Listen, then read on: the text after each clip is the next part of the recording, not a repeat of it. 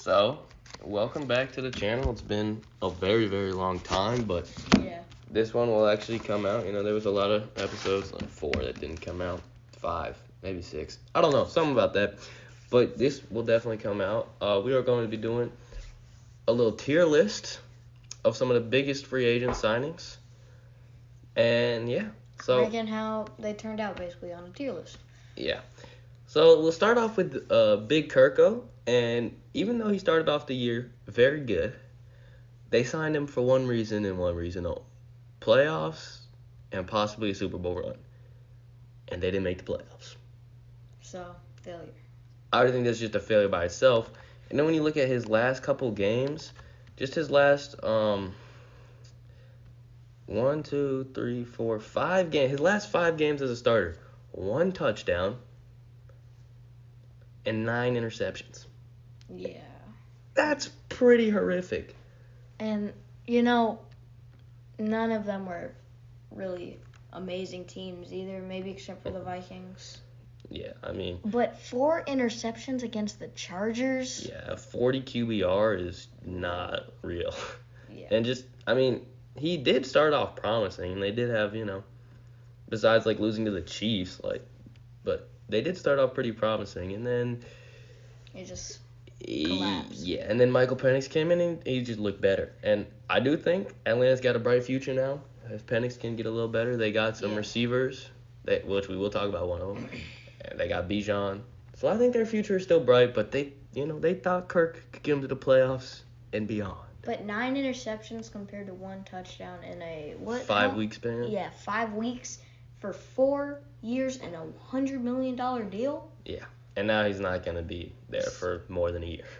Yeah. I mean, the reason I think they gave him the 4 year was just in case, keep Penix with competition and hopefully just push him just enough to get close to a playoff or Super Bowl spot. I think they wanted playoffs every year, but yeah. Now Gabe Davis.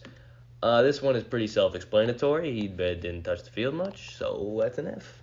I mean, still, barely. 20 receptions. 20. Yeah. And, he didn't play much because his injury. But still, actually, I think he still played most of the season. I just don't think he did anything. No, I don't know. Yeah. Actually, he might only play for a couple weeks. I don't know many people that were watching the Jags this season, except for maybe to watch Brian Thomas Jr., their Lord and Savior. Yeah, but, Gabe Davis was a bad decision. He apparently got a lot of money for 2 touchdowns and 20 receptions. Yeah, he looked good because he was on the Bills. Yeah, and I honestly thought he could do good coming off with Stephon. He still did good in this, NFC championship game, or AFC. It's AFC. Yeah, that's what I meant. AFC championship game. He got 4 touchdowns. He's looking good. And then, he did get hurt, so you have to give him a little stuff for that, but a little lenient. 20 receptions and 2 touchdowns. Yeah. That's not, you can't do that, man. That's not something that you can be proud of. Trevor Lawrence is pretty good, but I think they need to start considering moving on from him though too. But yeah, but it's not. Davis was ever not good, and it's just the fact he was bad. Now Russ, I can't say F because he did do okay, and he got them to the playoffs. And he didn't play a couple games, but 16-15 TD to INT isn't terrible. 16-5, not 15. But he did a typical Steelers move and didn't do anything. Got to the playoffs and didn't do anything, and they just kind of started to suck at the end of the year. Yeah, it's just hard because the quarterback situation for the Steelers was very interesting. Yeah, it was supposed to be the starter. I was pretty confident. I honestly think if he was the starter, Fields would have ended the year and it ended up the other way around. But, honestly, I think this is a D. I agree with that. They gave him, they didn't give him anything like crazy amount of money, but. It was like a 1 year type of thing. Yeah, but. Sure. He didn't do enough. They definitely wanted a playoff push. They have a great defense. They have Pickens. They have their running backs were the least efficient in the NFL, but still, they had running backs. Kind of stuck because I had Jalen Warren on my fantasy team. But yeah, Russell was bad. Yeah. And it wasn't even close. And now we come to Saquon, obviously an S. Like, S tier plus, man. yeah, I mean, we could make 3 whole new tiers for him and still know, well, I mean, almost broke an all-time record. Didn't play last week. And then now in the playoffs, he's cooking, man. He's dominated he's the Rams' Washington. daddy. And 55 on the Commanders. Yeah. First 2 carries. First 3 carries, 60 yards. First touch, I believe, was a 40, First 2 50, carries in the 60 yard Commanders touchdown. game. Touchdown and a touchdown. Yeah. And his first 3 carries were 61 yards. Combined. He's playing all rookie, bro. Yeah. And there's obviously the backwards hurdle, which is pretty crazy. But yeah, he just embarrassed the Giants completely. They should have traded him or done something with him. But you can't let someone like Saquon walk, and he proved why you can't. And he's a running back too, so it's not like he's getting paid the craziest money either. I mean, it's a great idea from Philly. To be fair, a lot of these running backs should be thanking this guy because he's proving why the run game actually matters. And he's not young either. So he's still got, he's showing that there's some longevity. Like most of these running backs, they aren't young. Like Mr. Tony Pollard, who I think is a solid A tier. He's on my fantasy team, consistent 15-point dropper, 1,000-yard season on the ground, 200 over the air. I believe it's a career high in yards for him. Don't quote me on that, but I believe that is the case. A great player. He landed in a dumpster fire of the Tennessee Titans. First overall pick. Hopefully they get somebody good. But yeah, solid A tier.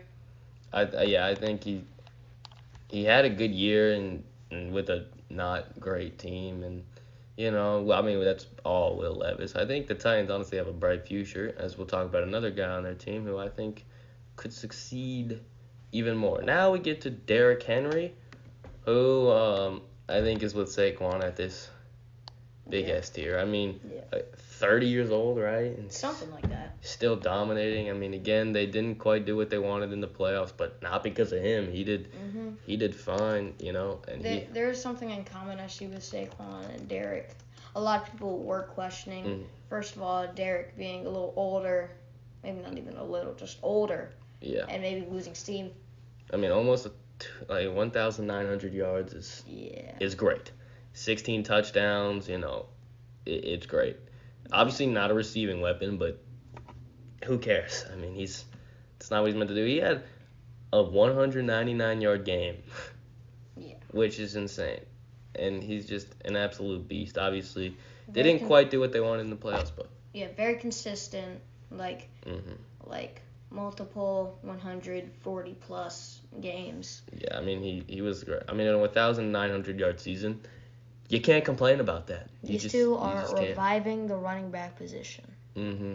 Now, Sam Darnold.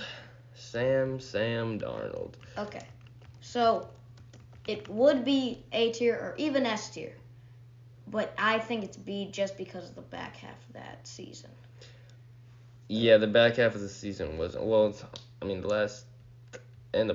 that was embarrassing. But I still would say it's still arguably an S because he comes in. Actually, yeah, looking back on the stats. 4,300 yard season, 35 to 12 TD to INT ratio, averaging over 100 QBR, which isn't that crazy. And he didn't come in this year to do anything. He really just came in. If JJ does bad, you can mentor JJ a little bit. If JJ does bad, boom. But obviously he had a great offense around him. There's no question about that. And a lot of QBs would succeed here. Yeah. But that's not what he came to do, and yet he still took him to the playoffs. Yeah. And then that was really bad. So but I take back my statement of a B. It's S tier. Looking back on the stats, just the back end of the year was pretty bad. Yeah, and then we get to Josh Jacobs, who again was also one of my running backs on my fantasy team, and that was really good because he was a beast. And I think this one is either an S or an A. I'll let you decide on that one. I mean, he was an absolute beast at Green Bay. It's so hard to say. Maybe not. He's definitely not on that Saquon Derrick tier. I think just because if it wasn't for Saquon and Derrick, I think this could be an S tier. But I think he's more with I think he's above Pollard, but he's kind of with that same almost very similar amount of scrimmage yards, I believe. 15 touchdowns, 1,300 on the ground. It's just. And I mean, he single-handedly fought against the Eagles by himself. I mean, that was a horrendous game, and then there was Josh Jacobs. He's a beast, and I think just because Derrick Henry and Saquon are on this list, he can't get up to an S because he's not down. Yeah. Now, another Green Bay. Which is so insane because a 1,300-yard rusher isn't an S tier because of those guys. Now, another Green Bay signing, which was great. In my opinion, this is an S tier. Easily. Xavier McKinney. I mean, 8 interceptions, right? Yeah. Yeah, 8 interceptions, a sack even, 88 tackles. Just a great year from him. Obviously, the Giants let him go like Saquon, and that was a bad decision because he ends up doing this on Green Bay, having probably one of his best year ever. Yeah. In defensive player of the year talks. Yeah, throughout the year. Yeah, he didn't quite make that list, but that's really hard to do. That's 5 guys who make that list at the end. Yeah, but just an absolute beast. One of them. He was just one of the best safeties all around this year. There was no doubt about that. Now. Not many people expected it either. Now when we go on to Calvin Ridley. Obviously, a lot of people, when this signing came through, they were like, oh, that's a lot of money to give Calvin Ridley. But then he produced with a 1,000-yard season and 4 touchdowns with Will Levis at his quarterback. Yeah. Will Levis averaging 15.9 a catch. I think, honestly, I think I'm going to give this one a B tier. Because it is a 3-year deal, and chances are they're going to draft. They could really go. They could go Cam or they could go Abdul Carter. There's a lot of talks with that. But I do think that if they get a quarterback, either in free agency or if Will Levis can get a little bit better, Calvin Ridley can help that. Calvin Ridley and Tony Pollard can actually help this offense make another push, man. Yeah. I mean, they suck. That team sucks, but not Calvin Ridley. And it was definitely a eye-raising amount of money when they first got him, but I think he proved that he was worth the money. I can't say he was great. I'm not going to say but he was definitely not bad. I think he could still help the team in the future. Yeah. I don't really know if he made up the amount of money they gave him because it was an insane contract. I think it was 38, right? I thought it was higher. No, I think it was 38. Well, either way, still a great player. I don't know, but that contract was humongous, so it's hard to say. Now, next up, we have, we're in the next 2 guys. Just swap teams. Jonathan Grenard ends up going to the Vikings, right? And he had a pretty great season. Good year. 12 sacks, 18, I said that wrong, but 12 sacks on the season. That's a great year. And obviously, trying to fill in for what Danielle Hunter left.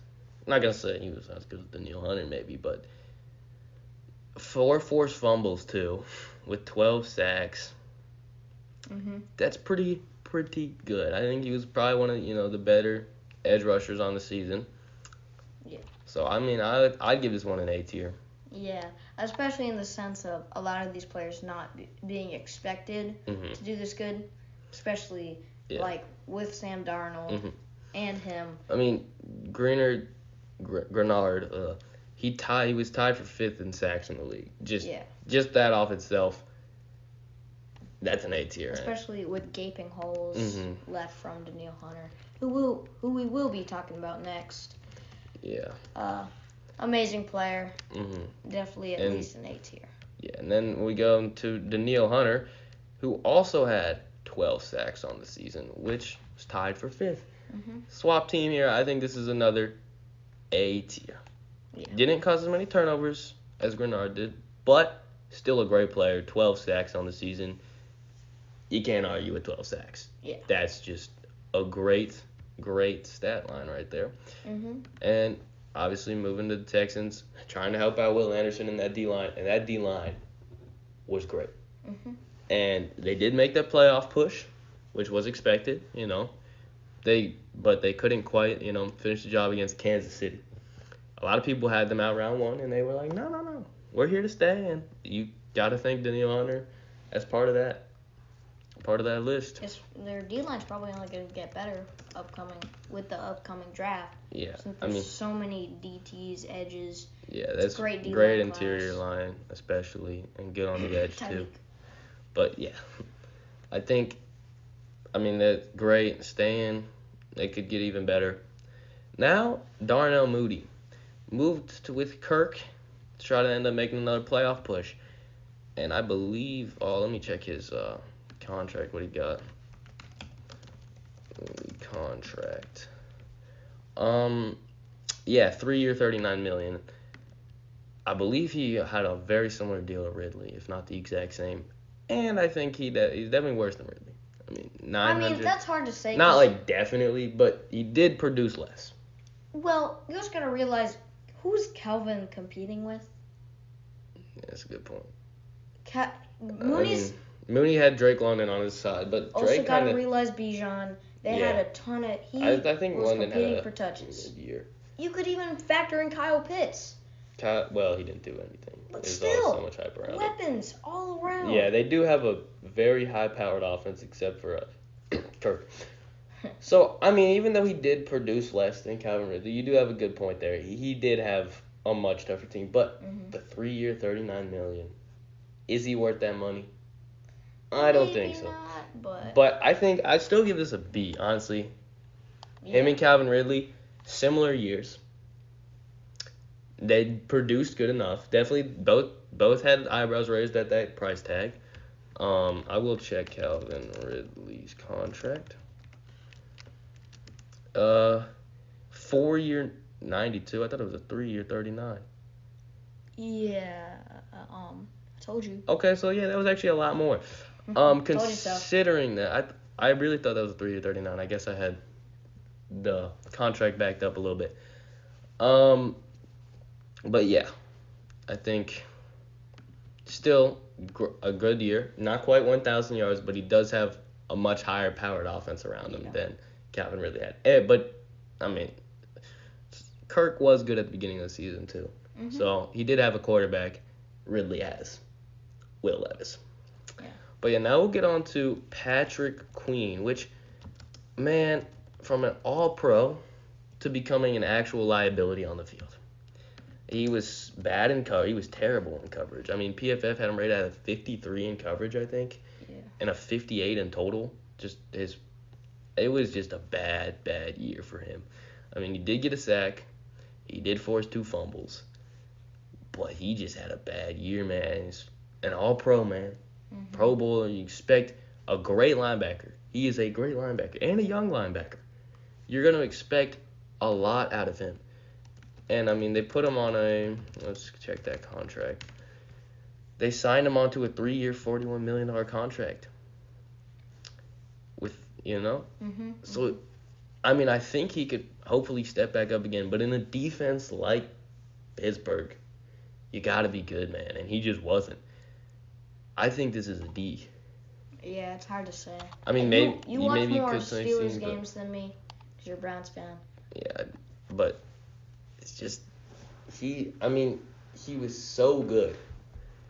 Such a good guy, so young. So I'm not saying it's over for him. He's got a chance to rebound. Not at all. But he was a liability on the field this year. He's terrible in coverage. Yeah. PFF had him ranked at a 53 in coverage, which is horrendous. That is just bad.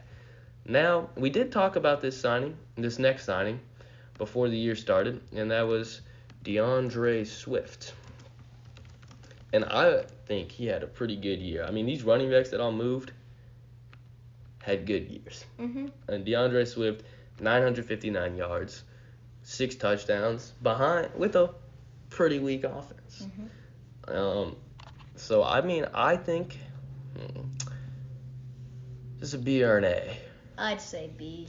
Yeah, I mean, there's Josh Jacobs and Tony Pollard in this list at the B, at the A. I mean, so I mean, he definitely didn't have a bad year by any means, but he was not very efficient. 3.8 a carry is not that good. Yeah. But he still, I mean, he was with a bad offense. There's no way to look around it. That O-line isn't that good. Caleb Williams got time to develop, but not a good year. Receivers, Keenan Allen fell off big time. Just, they don't have that offense, so it is hard to be efficient when, you go with bad offense. But still, can't say it's quite an A tier just because the sheer, like, how good the running backs in the A tier were. But, the other thing with Swift, though, he actually was really good in the pass game. Let me check his receiving yards, because this actually might change my opinion, because I know he was an actual weapon in the pass game. He had 386 yards in the pass game. So, that is pretty good. I think that's similar to Pollard's number in the pass. Actually, that's like 100 more than Pollard in the pass game. So, I could see an argument for an A tier because he was a weapon in the pass game. But I think just Josh Jacobs and Tony Pollard were much better. Now, C.J. Gardner-Johnson. He signed with the Eagles and had a pretty good year. 6 interceptions. I mean, he had a great year. I believe he was the 8th ranked safety by PFF in coverage. And he helped the Eagles get to where they are right now. Yep. And now they're in the Super Bowl, which nobody cares about anymore because it's the Eagles and the Chiefs. But yeah, but still, C.J. Gardner-Johnson had a great year. I want to check his contract though. I believe it was 3-year, $33 million. So not even like crazy amounts of money. Not cheap, but not crazy. I don't know. I think this is an A tier. I agree with you. Obviously, there was a much better safety, and not much better, but a better safety in McKinney, who was signed by Green Bay, but still a great year from C.J. Gardner. Amazing year. Was he a Pro Bowler this year? I don't know. I think so. Actually, I don't know.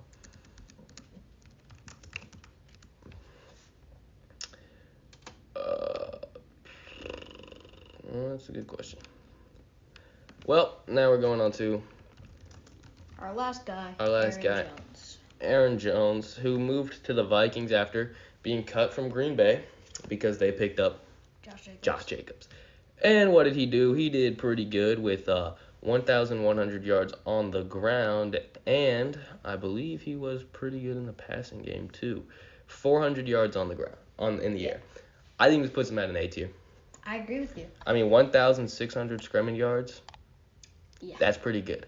Didn't quite get Derrick Henry's rushing numbers, but still a great year. And I think, honestly, even a better year than Josh Jacobs himself.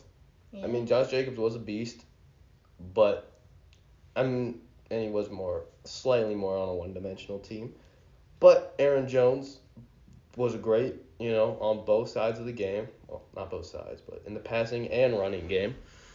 Almost, 400 yards through the air is pretty good for a running back, and still also having a 1,000-yard rushing season, 1,100. So yeah, I think that's a solid A tier.